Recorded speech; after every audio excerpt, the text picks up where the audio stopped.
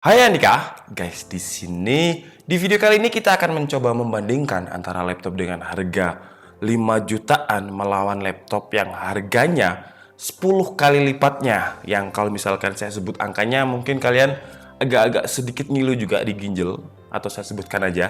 Harganya itu kayak bekasnya mobil Alphard, jadi sekitar 50 juta. Bekasnya mobil Alphard 50 juta, dapat Alphard apa bang?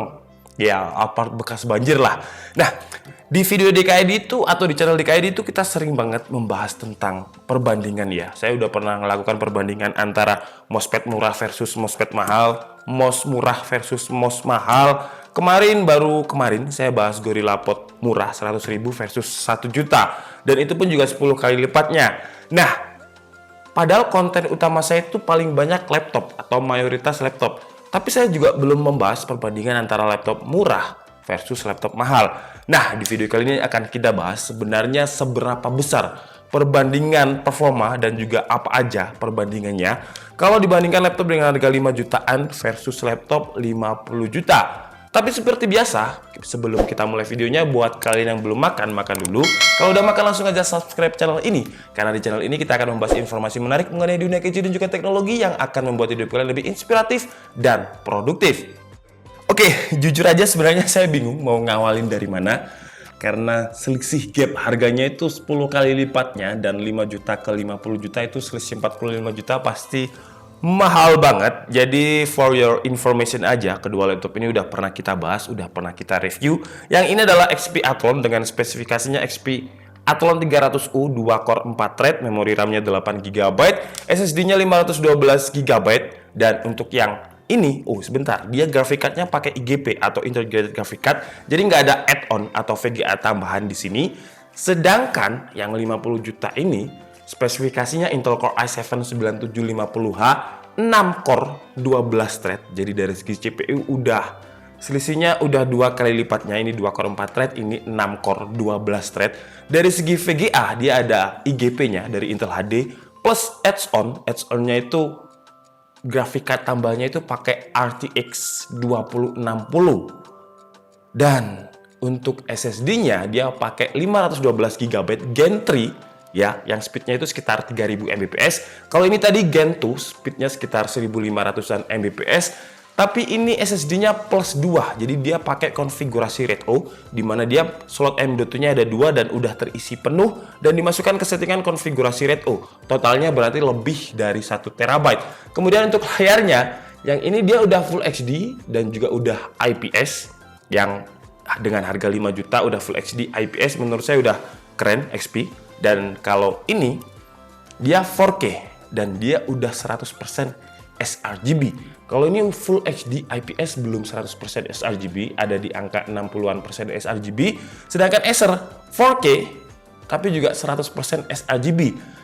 Dan kalau secara fisik laptop yang 5 jutaan ini, kalau kalian lihat aja ya, lihat tanpa dipegang. Lihat boleh, pegang jangan. Kalau dilihat aja laptop ini tuh ya kalian pasti bisa menebak lah kalau ini harganya 5 juta. Kalau ini, kalau kalian lihat aja tanpa kalian lihat video dari DKID yang kemarin atau yang sekarang, kalian nggak mungkin tahu kalau laptop ini harganya 50 jutaan. Kenapa? Karena secara desain dia itu simple banget. Mungkin hampir sama simpelnya ya dengan XP ini, malah lebih simple Acer. Kalau Acer logonya hanya di tengah kecil, di atas seperti ini, sementara XP masih pakai logo finishing chrome yang cukup besar. Tapi kalau kalian pegang kayak gini aja, itu udah kerasa banget. Kalau konsep di yang harga 50 juta ini bahannya antara besi atau aluminium, saya juga bingung. Karena kalau dipegang dia itu dingin dan dia juga udah solid banget. Sementara kalau XP dengan harga 5 jutaan ini, ya bisa dibilang kalau misalkan gini aja gampangnya, kalau misal saya mau menggambarkan, setelah kalian pegang yang 50 juta ini, kemudian kalian pegang yang 5 juta ini, itu feel-nya kerasa banget. Ketika saya nge-review ini, saya rasa udah solid ya, build quality-nya udah oke, walaupun pakai plastik polikarbonat, cuman dia menurut saya udah cukup oke. Tapi setelah saya nge-review ini dan saya pegang ini, itu beda banget feel-nya. Jadi kalau memang misalkan hanya dilihat aja, memang nggak ada perbedaan yang signifikan antara kedua laptop ini. Tapi kalau kalian pegang, itu bakalan kerasa banget feel-nya. Kalau laptop ini tuh harganya ya di atas 20 juta lah. Dan sekarang mungkin kita coba aja sama-sama. Apakah kedua laptop ini bisa melewati ritual satu tangannya di KID? Wih, dua-duanya bisa dibuka dengan satu tangan. Jadi yang 5 juta juga bisa dibuka dengan satu tangan. Yang 50 juta juga bisa dibuka dengan satu tangan. Kita coba seberapa cepat. Karena kan kalau di Intel itu ada punya nama Intel Project Athena. Dimana kalau misalkan laptop habis nge-sleep dibuka itu dia harus langsung nyala. Jadi Intel itu memang agak-agak pemaksaan ya dengan Project Athena-nya. Nah ini nggak mungkin passing Intel Project Athena karena dia pakai AMD. Masa dia pakai AMD passing Project Athena, kan nggak mungkin. Nah, semoga, karena saya ini syuting sendiri ya, di belakang kamera itu nggak ada siapa-siapa, jadi saya nggak bisa monitoring. Jadi kalau misal nanti ngeblur, saya minta maaf. Intinya saya di sini mau menunjukkan kepada kalian, kalau misalkan kita sleep seperti ini, kemudian kita buka, mana yang paling cepat. Set, enter. Nah, ya kan? Di sini udah terlihat dari sistem bootingnya aja mana yang lebih cepat. Acer, karena Acer dia pakai SSD konfigurasi RAID O plus SSD NVMe-nya itu Gen 3. Kalau ini masih Gen 2, speednya sekitar 1500 Mbps. Nyala cuy. Nah, dia kan udah nyala. Jadi dari segi booting udah jelas menang yang 50 juta jauh. Kemudian dari bagian dalam sama-sama memiliki single LED backlit. Kalau yang XP Athlon 5 jutaan ini backlightnya berwarna putih. Kalau yang ini warnanya agak unik, jadi dia warnanya oranye. Semoga di situ terlihat karena lighting saya dari sini juga lumayan terang. Tapi kalau kalian lihat review saya yang konsep D dan juga Athlon ini, pasti tahulah di sini kita cuman sebagai pembelajaran aja. Sebenarnya apa sih bedanya laptop 5 jutaan dan juga 50 jutaan? Nah, kalau kalian adalah seorang pelajar ya, mungkin pelajar ya, kita anggap saja kalian kuliah, mungkin jurusan akuntansi, kemudian kalian punya laptop ini, menurut saya itu terlalu overkill. Ya meskipun kalian mungkin kalian ya semoga kalian semuanya dapat rezeki yang banyak dan bisa membeli laptop dengan harga 50 jutaan ini. Tapi kalau kebutuhan kalian cuman akuntansi, di mana akuntansi itu biasanya cuman berkutat di data, Excel, Microsoft Word. Kemudian ya Microsoft Excel itu sebenarnya juga berat kalau misalkan data yang kalian olah itu banyak. Jadi misalkan sheet yang ada di Microsoft Excel itu banyak. Memang biasanya kalian butuh laptop yang agak-agak tinggi RAM-nya karena dia memproses data. Tapi dengan ini aja kalian udah cukup. Jadi dengan laptop dengan harga 5 jutaan aja kalau misalkan hanya keperluan akuntansi, mengetik itu udah cukup. Apalagi kan dia juga udah SSD, memori RAM-nya 8 GB, bisa di-upgrade sampai 32 GB karena dia slotnya memang ada 2, jadi nggak ada yang onboard. Istimewanya XP Athlon 14S ini memang semua XP14S itu, baik yang Celeron, bisa di-upgrade RAM-nya sampai 32 GB.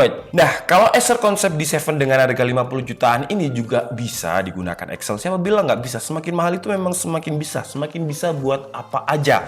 Tapi kalau misalkan kalian jurusan akuntansi dan kalian pakai laptop ini, menurut saya terlalu mubazir lah. Karena fitur-fiturnya ini nggak ditujukan kepada gak akuntansi aja ya, pokoknya jurusan yang tujuannya mengolah data-data ringan. Mungkin saya kasih contoh, misal VIA itu jurusan fakultas saya dulu, yaitu Fakultas Ilmu Administrasi, yang dulu itu ada bisnis dan juga publik, sama-sama mengolah data, sama-sama nggak melakukan aplikasi berat, mungkin berkutat di Word, Excel, itu aja udah cukup.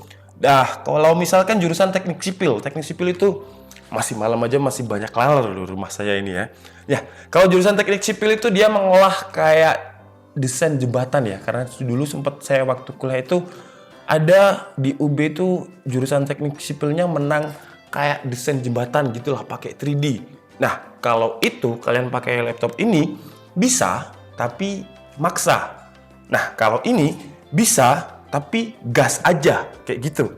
Jadi perbandingannya memang agak jauh juga ya. Jadi saya juga bingung bagaimana menjelaskan perbandingannya, tapi nggak apa-apa, kita buat konten aja karena ini jam udah malam dan saya nggak bisa tidur daripada saya nggak ngapa-ngapain, jadi saya bikin konten perang laptop 5 juta versus 50 juta. Sekarang saya bahas apa lagi perbandingannya dari segi layar ya, karena buat kalian yang belum tahu Full HD itu adalah tingkatan resolusi, jadi 1920 kali 1080, jadi tingkat pixel layarnya itu 1980 kali 1980 kali 1080. Sementara kalau 4K itu sama dengan 1980 dikali 2. Jadi 3000 berapa gitu ya. Pokoknya 4K itu 3000 berapa dikali berapa gitu, saya lupa. Nah, intinya 4K itu 2 kalinya Full HD ini. Apa bedanya? Akan kita lihat sama-sama ya.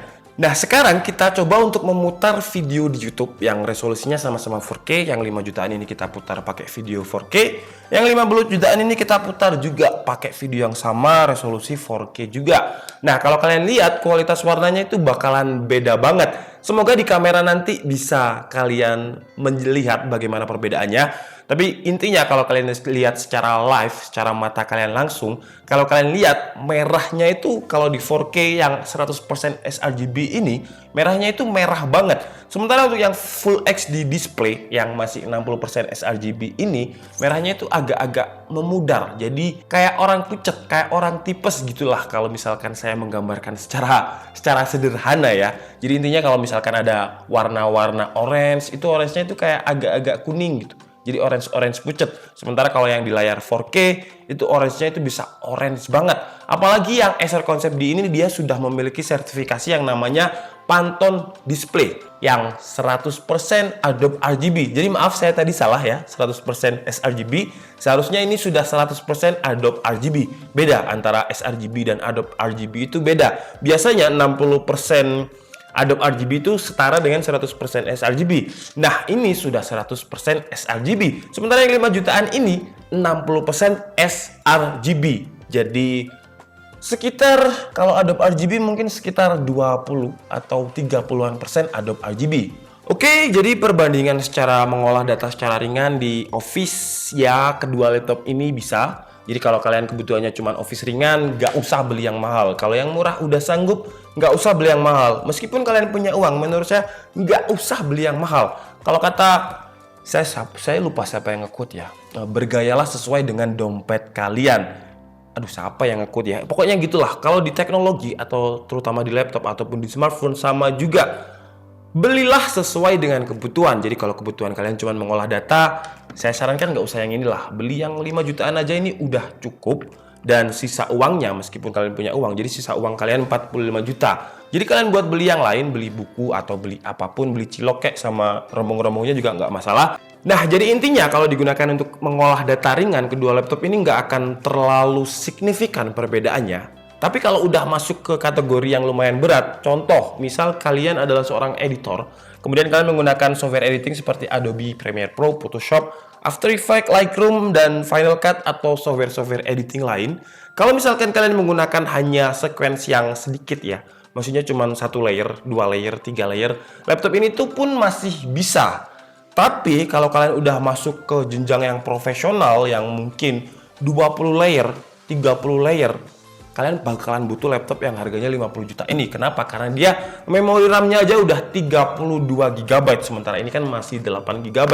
Dan sequence di Adobe itu biasanya memakan RAM lebih. Kalau untuk render dia makan CPU lebih. Nah, kalau misalkan contoh misal kalian punya file video 10 menit, kemudian kalian render, tentu lebih cepat yang ini. Dia bisa ngerender, bisa selesai. Jadi kalau misalkan kalau si XP Athlon 300U ini mungkin render video 10 menit dengan kualitas yang sama. Misalkan ini contohnya bisa ngerender 5 menit.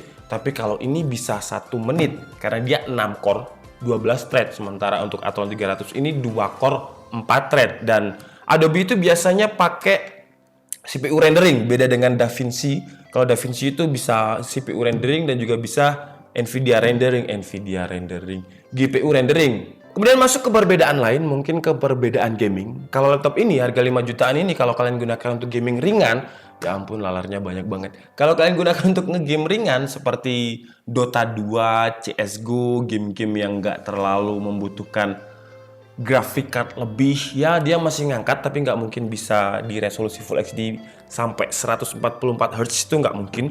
Paling ya acceptable lah di angka 30 sampai 40 fps karena sekali lagi dia pakai integrated graphic card Vega 3 dan dia juga dibantu dengan memori RAM. Jadi meskipun ini RAM-nya 8 GB tapi dia terbacanya cuma 6 GB karena yang 2 GB ini dipinjam oleh Vega 3. Nah, kalau ini Intel itu nggak pernah minjem RAM karena dia sombong ya Intel itu ya.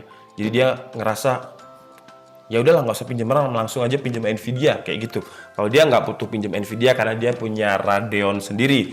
Nah, kalau misalkan ini digunakan untuk gaming karena dia udah pakai RTX 2060 6GB, memori RAM-nya 32GB, game apapun, game yang butuh CPU processing, game yang GPU processing, dia bisa banget. Ya sayangnya dia bukan laptop gaming ya, jadi dia pakai 60Hz 4K.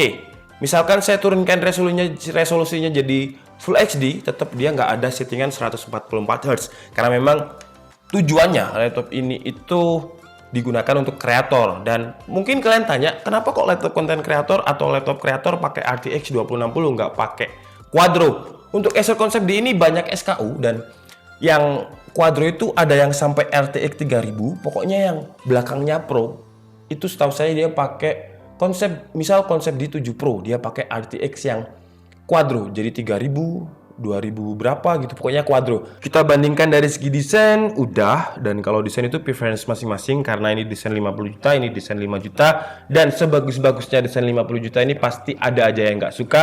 Dan sejelek-jeleknya desain 5 juta ini pasti ada aja yang suka, karena desain itu preference orang masing-masing, selera orang masing-masing. Dan kalau secara build quality ini baru kerasa 50 jutaan nih ketika udah disentuh seperti ini nih. Feel-nya itu kayak bukan aluminium tapi solid banget. Apa ya, dia pakai magnesium atau pakai apa ya? Atau pakai kurikulum mungkin? Ya pokoknya intinya dia solid banget. Sementara ini kalau dipegang secara build quality dia masih, ya nggak saya bilang jelek, tapi ini adalah kualitas yang biasanya ada di laptop mainstream yang harganya 5 jutaan. Nah, sekarang kalau misalnya secara spesifikasi jelas 50 juta ini lebih unggul. Ini RAM-nya cuma 8GB, ini 32GB, tapi ini masih bisa di-upgrade sampai 32GB. Tapi meskipun ini tuh bisa di-upgrade sama dengan ini 32GB, ada komponen yang nggak bisa di-upgrade oleh si ini. Jadi CPU-nya nggak bisa di-upgrade, VGA-nya nggak bisa di-upgrade, storage-nya bisa di-upgrade, tapi dia nggak punya 2 slot M.2 seperti ini.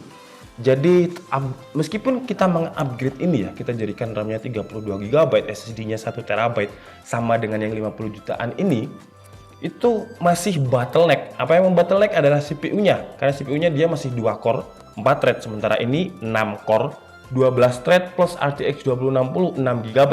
Ini 2 core 4 thread dengan Vega 3. Yang Vega 3 itu adalah IGP atau istilahnya grafik bawaan dari Ryzen Athlon 300U-nya. Dan memori RAM-nya 8GB pun terbacanya cuma 6GB karena 2GB untuk membantu IGP-nya tadi.